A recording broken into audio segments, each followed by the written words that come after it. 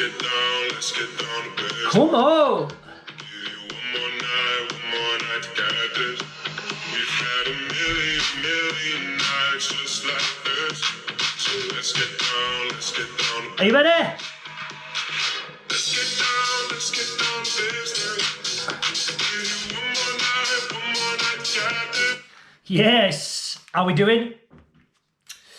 Today, it's going to be a little bit different. So I want to talk to you today about the 4-hour work week, Tim Ferriss. We recently went on holiday, me and Laura, and the mindset I was in at the time, I wanted to try and get away from social media, get away from my phone. I was spending far too long on my phone. And I was feeling a little bit overwhelmed with, bear in mind I've got like 3 sources of income: the jiu-jitsu gym, incremental gains, and my part-time job at Lee Community Trust. And I seem to be like busy, but not being effective or efficient. And they were 2 phrases that I definitely got from this book. 4-hour work week, Tim Ferriss. So my plan was to sit on the beach, sit by the pool, and really digest this book, and really dive into some of the stuff. I've read it before. I read it when it first came out. I think it was around 2007, I want to say. And I read it before 2007, yeah. But I'll be honest, I can't really remember much about it. I know there was a lot of stuff in there about automating. And at the time I was fully employed by the Ministry of Defence Police. So the idea about reducing my work week or working independent or making things automated, it went over my head a little bit. So I'm going to review some of the passages or some of the things that I took from the book.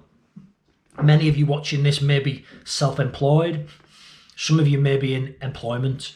But there's definitely some of the stuff you can take away from it, regardless of which format of employment you find yourself in.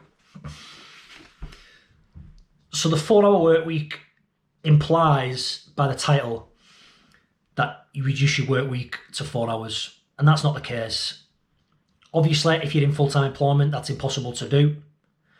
And if you're self-employed, to try and run a business on 4 hours a week, unless you've got a lot of assets that are bringing in money, which the book talks about, it's going to be difficult for you to reduce your working hours by 4 hours a week. And you don't take it so literally. I mean, the 4-hour work week isn't a literal, you're going to reduce your work to 4 hours a week. It's taking a step back, seeing what works, getting rid of the non-essential. We spoke about this on another podcast with can't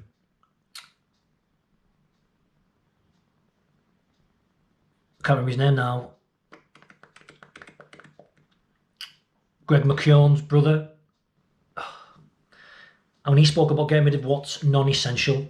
And this is kind of similar to the book, although there are a lot more examples of what you can do and how you can start to implement this in your life. So let's dive into what I took away from this book. So immediately, the quote by Mark Twain, it's one of my favourite quotes of all time, and it's, "I am an old man and have known a great many troubles, but most of them never happened." He starts off the book by fear setting. I mean, one of my aims is to use jiu-jitsu and incremental gains to provide a full-time income. And that means leaving my part-time job eventually. However, a lot of fear sets in, and a lot of attitude and my belief system about not having the money to pay the mortgage, regular income. So the first part of the book is about fear setting and what is the worst thing that can happen. And this quote is quite relevant to that, where a lot of the worst case scenarios happen inside our head. And in reality, they're never as bad as what they seem to be inside our own head, inside our perceptions. So I really enjoyed reading about the fear setting aspect, and if you can handle the worst case scenario, and boil it down to, if you're going to leave your job, to start up the business that you've always wanted to do? What is the worst case scenario? And that is potentially that you wouldn't be able to pay the mortgage and provide for your family. So maybe the answer to that is you just go and find another job. That's easier said than done. But there are jobs out there. There are always jobs. I think you'll always find a way to provide for the things that you value the most. So again, he opens about fear setting. And this was a nice little passage. And this comes down to motivation and building leverage and stepping out of our comfort zone. What we fear doing most is usually what we most need to do.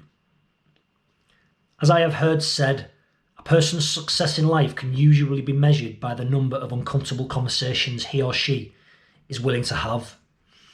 And he asks you to try and put yourself in an uncomfortable position every day. One of the exercises he asks you to do is to stare someone in the eye, make eye contact for at least 20 seconds with someone, or until they divert their eye contact. I've not actually tried it yet, but I tried it once or twice on holiday and it just seemed a little bit too weird. However, what he is saying about the obstacle is the way, again, it comes down to stoicism. And generally speaking, the obstacle is the way. What we fear doing is usually what we need to do the most.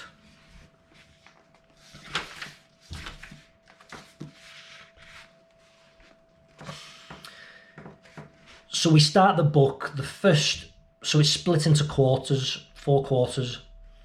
And the first quarter is about defining what it is you actually want to do.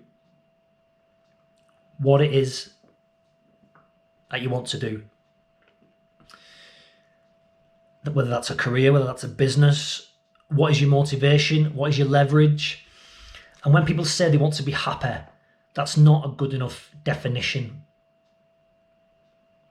And Tim Ferriss puts here that the word is more excitement. You want to be excited by what you're doing. Excitement is more the practical synonym for happiness. And it is precisely what you should strive to chase rather than happiness, being excited. And he finishes the chapter of defining off by talking about, remember, the key takeaway is there is a direct correlation between an increased sphere of comfort and getting what you want. You're going to have to step outside your comfort zone at some point. You're going to have to put yourself in the position that you may lose. And again, change your mindset around that. What is a loss? What is your definition of a win? What are you actually trying to achieve? When it comes down to the 4-hour work week and reducing the stuff that's ineffective, the stuff that you may seem like you're busy, but you're not very productive, and you spend I was spending all day, I'd start off doing emails, and then I'd think about something else I wasn't doing, or then I'd tweak the website a little bit, and then I'd go on Facebook and do your social media post, and then I'd reply to an email of someone who wanted a free trial on the classes. And then I'd plan to go to the gym, and then I'd come out of the gym, check my emails again, or reply to somebody else, or I've not put that document there and that, and then plan the classes for the evening. I was doing a lot of things, but I wasn't being efficient or effective. And there's a nice segue in the book about the Pareto law, which is the 80-20 principle. Some of you may be aware of it already, and some of you may never have heard of it, but an economist basically carried out a study and a survey, and it was that 80% of the world's wealth and money was generated by 20% of the people. And that same ratio was found in a lot of other aspects in life. And it comes down to productivity as well. So what are you spending your day doing? So 80% of your problems will come from 20% of a source, or 80% of your income will come from 20% of your input, of your challenges, of your job. You could even put it down to a fitness term. 80% of your results, or 80% of your workouts, are done with 20% of the exercises. So for example, we go in and you squat, you hinge, you push, pull, and you carry. You might change it up every now and again, but 80% of my workouts are going to be done with that 20% of movements. Same with your wardrobe. 80% of the clothes you wear are going to be made up of 20% of the items. Yeah? So then I found a little insight that I thought was really interesting for me anyway. That what are the social media platforms that I use the most? And for me, I use Instagram and I use Facebook. And I go on Twitter every now and again. And 80% of my leads that I get for incremental gains and for Facebook, for Roger Gracie Lee, are predominantly through Facebook, maybe some through Instagram. I never use Twitter or LinkedIn, so I've decided to get rid of those platforms. I don't use those platforms anymore because they were taking up time for very little return. That was a big insight that I got. So again, we talk about this Pareto law.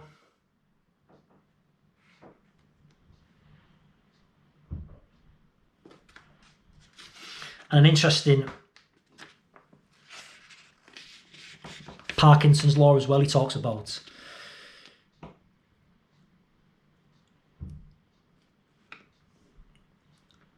So the 80-20 principle and Parkinson's law are the two cornerstone concepts.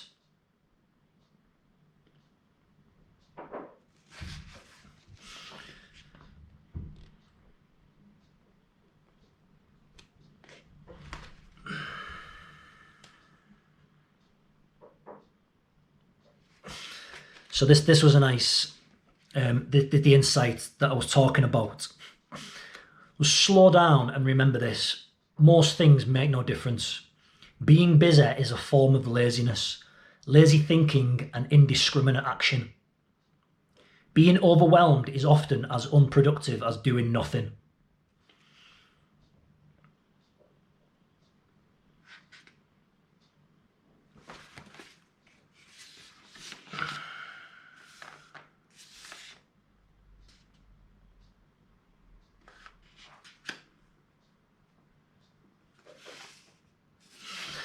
So when we talk about productiveness, and I've mentioned it before, it's about being efficient, but am I efficient at doing the wrong tasks? Learning how to be effective and efficient. And this was a nice little takeaway. Am I being productive or just active? Am I inventing things to do to avoid the important tasks, the important phone calls? And you want your business to work for you rather than you to work for your business. And I know that's getting into like the people who are self-employed, but like I said, there was takeaways later on in the book that really hit home, even if you're in employment.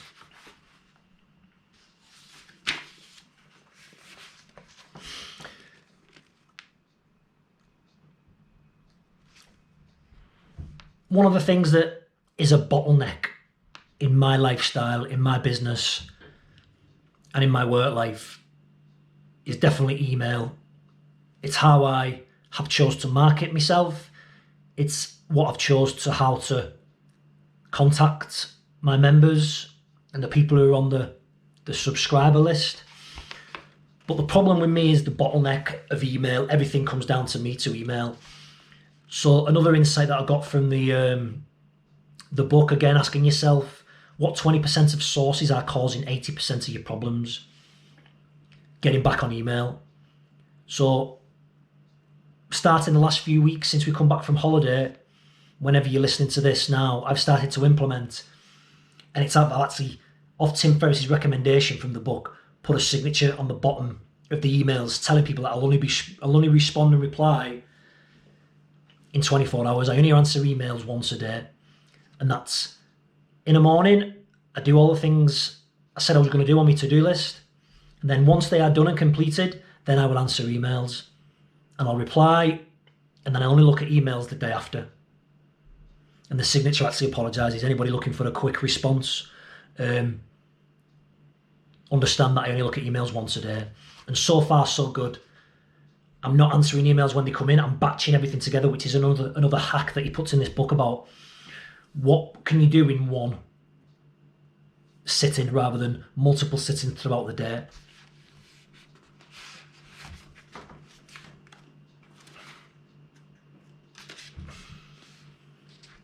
So this is all about eliminating. So the second quarter in the book is about elimination. What can you eliminate from your life using that 80-20 Pareto law? And he talks about a low information diet. What information consumes is rather obvious. It consumes the attention of its recipients. Hence, a wealth of information creates a poverty of attention, and the need to allocate that attention efficiently among the overabundance of information sources that might consume it. That is quite a quote, isn't it? And that starts off the chapter. A low information diet definitely is something that I'm appreciating at the moment. And on holiday, like I said, I went phone free for 5 out of 7 days on holiday. And it was remarkable. Those who read the recent email, I talked about my experience on it, and it was amazing how much more time I felt I had, how much less overwhelmed I was. And I was able to enjoy, sit and read the book, be a bit more present, appreciate what I was looking at, the beach, the sea. Information, low information diet. You think about when you wake up in the morning and you reach for your phone, you've checked in with the world before you even checked in with yourself. When you've got a lot of information coming at you, it's hard to clarify what your attention is on. Going back to that quote at the beginning, it consumes the attention of its recipients. We go back to journaling. For the last 90 days doing Paul Mort's Transformation Program, I'm not perfect. There's some days I've missed it. But even on holiday, I carried it out 80% of the time. You put your attention on your intentions. If you don't have a schedule, the day will schedule you. If you don't have a plan in place, the day will go away from you. And that low information diet can directly live side by side with that. That if you're constantly consuming information, even down to books. I was talking to a friend of mine, Gary Fletcher, and we spoke about, I'm an avid reader and a consumer of podcasts and information. Now, sometimes I've prided myself on that in the past, thinking like, yeah, I listened to 3 Joe Rogans this week, 3 hours long, and I listened to X book, I listened to Y book this week. Fucking brilliant, yeah. However, what information from them books did I actually apply in my life? And again, it's probably 20%.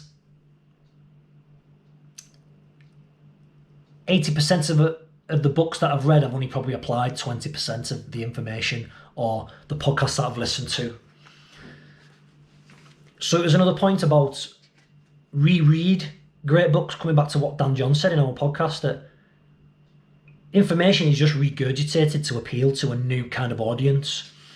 So revisit good books. Instead of buying and constantly consuming new books and new information, reread old books and try and apply the lessons that you've learned in them.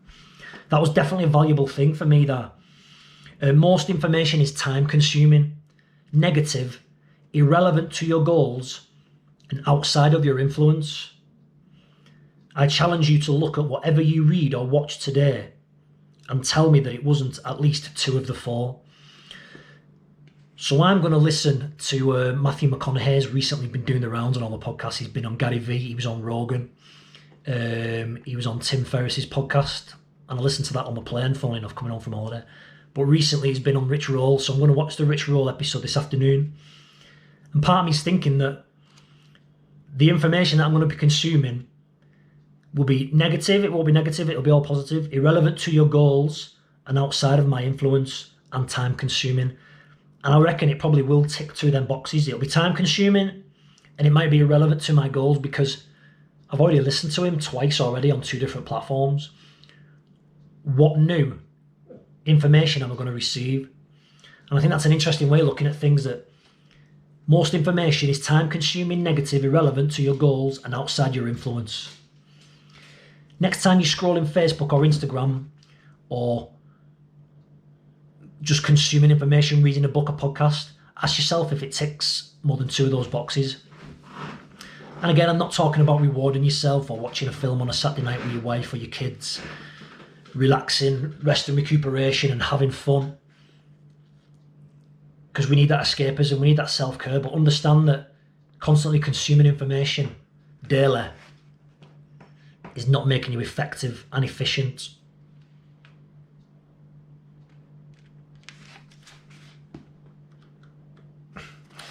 So let's go a little bit more practical.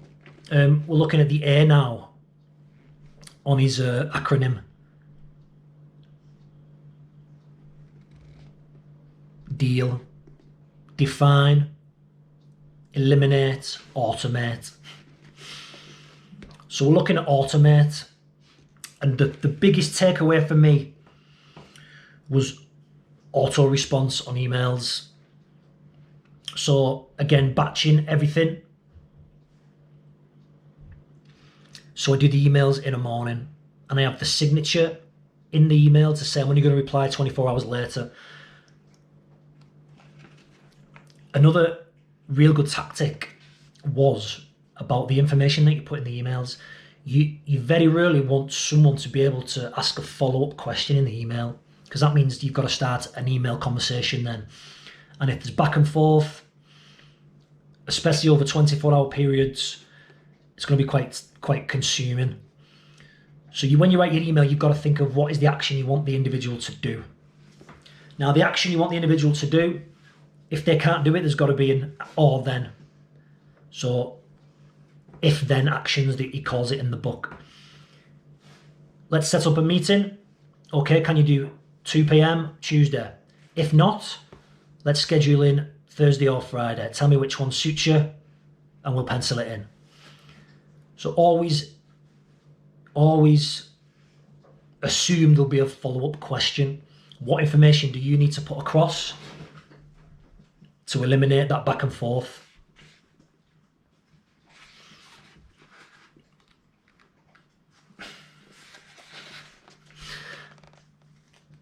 The insight for me on that point from a personal basis, again, looking at that I'm the bottleneck in that information funnel.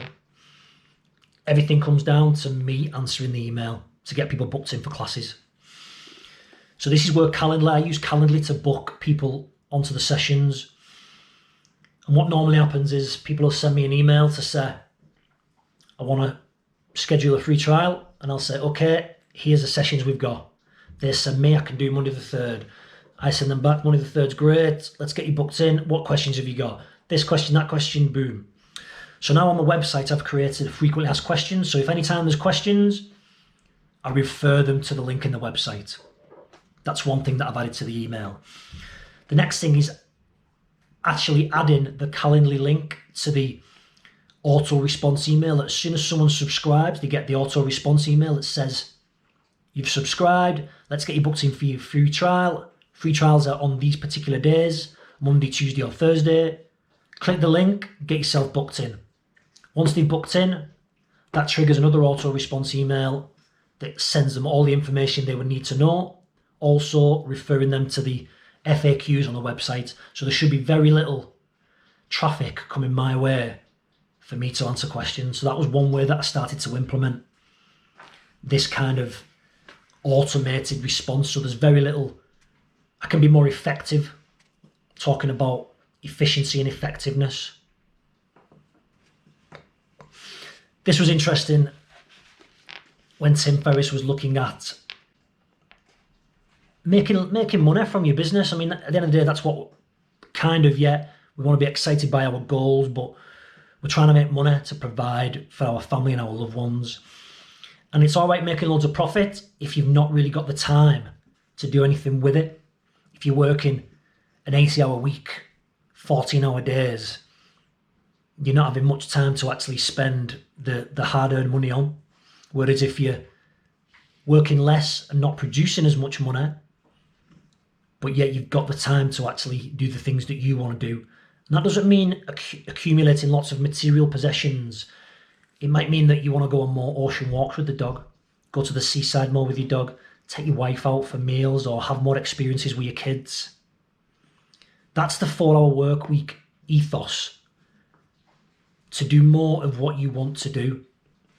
And this was a nice thing that passage that I underlined, that profit is only profitable to the extent that you can use it. For that, you need time. So you need time, and that comes back around to eliminating these things, that automating the email, eliminating the 80% of things that cause 20% of your problems. Really fascinating.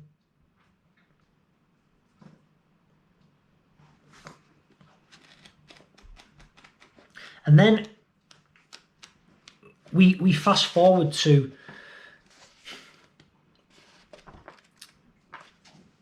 the automation.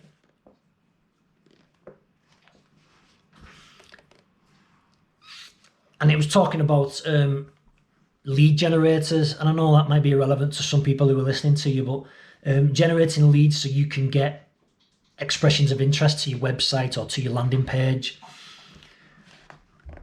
And it was talking about guarantees, that you're more inclined to get people to click on something if there's a guarantee for them. And you've all seen it before. There'll be guarantees like guaranteed fat loss or your money back, buy one, get one free, guarantees 30-day money back guarantee. And a nice, interesting take on that was the lose-win guarantee. So if you lose, you still win. So it was looking at Domino's Pizza. If it's not delivered in 30 minutes, you get the pizza free anyway.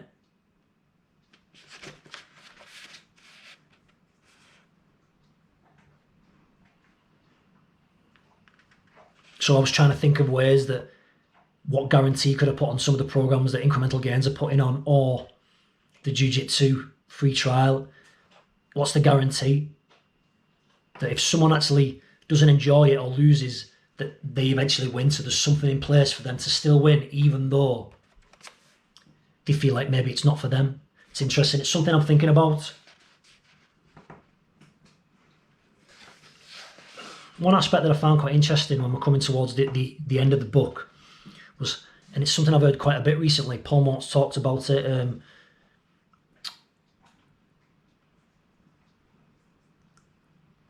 I can't remember his name, but the guy who wrote Anti-Fragile and Black Swan, he's recently brought out a book called Skin in the Game. And the more, it's kind of down the mindset of the more money, basically, the more skin you've got in the game, whether that's attention, whether that's money, whether that's time, the more skin you've got in the game,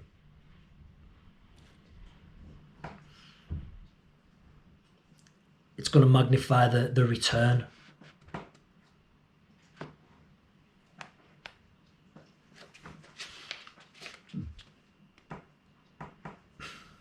And the last aspect of the book is L for liberation. So it goes through the steps of defining, eliminate, automate, and then liberation. So having everything in place so then you can let go of the business and it earns money and makes money in the background while you can go and do your dream life or your dream activities. Again, the book is aimed at predominantly self-employed people, but he does talk about people who are employed, how you can maybe negotiate with your employer to let you work from home 2-3 days a week. So there you're actually like liberated from being in that 9 to 5 groundhog day cubicle working. Interesting idea, and especially with COVID and that nowadays, a lot more people are having the flexibility that they can work from home, and businesses are understanding that potentially there could be a cost-cutting exercise, that more people can work from home rather than take up office space. And the insight that I got in this last aspect of the book was about the limits that we put on ourselves. The heaviness of success chasing can be replaced with a serendipitous lightness when you recognize that the only rules and limits are those we set for ourselves.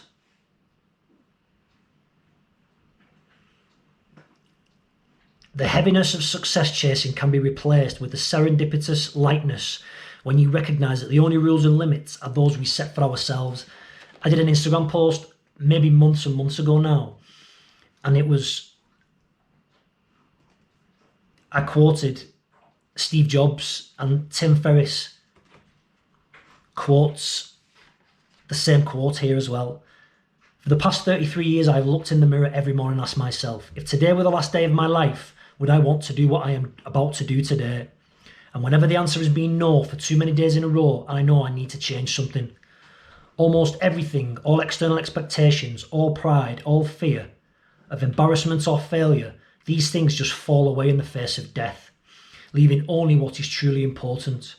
Remembering that you are going to die is the best way I know to avoid the trap of thinking you have something to lose. And that was a Steve Jobs quote.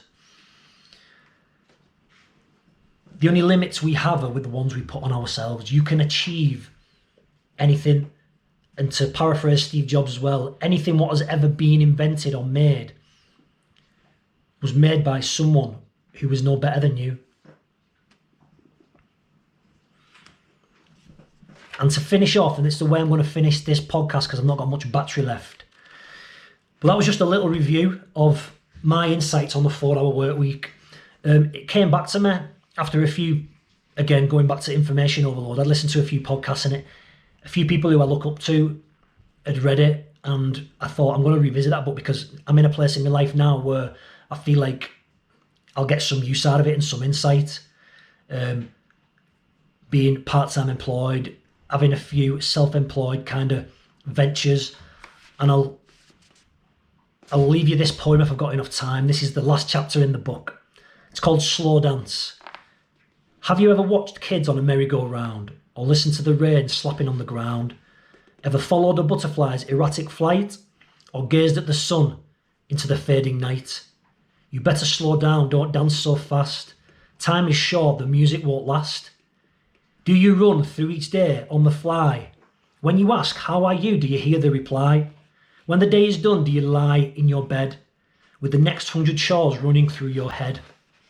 You'd better slow down, don't dance so fast. Time is short, the music won't last. Ever told your child, we'll do it tomorrow, and in your haste not see his sorrow? Ever lost touch, let a good friendship die, 'cause you never had time to call and say hi? You'd better slow down, don't dance so fast. Time is short, the music won't last.